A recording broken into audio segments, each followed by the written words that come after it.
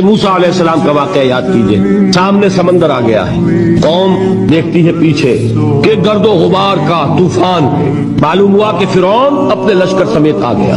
پوری قوم نے کیا کہا؟ اے موسیٰ ہم کو پکڑے گئے، موسیٰ ہمیں یہاں مروایا لا کر، اس سے تو ہم ہی بہتر تھے.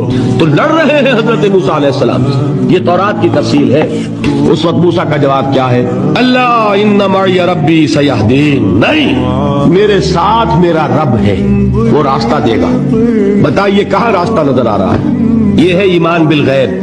راستہ نظر نہ آئے تب اللہ پر یقین ایمان ہے.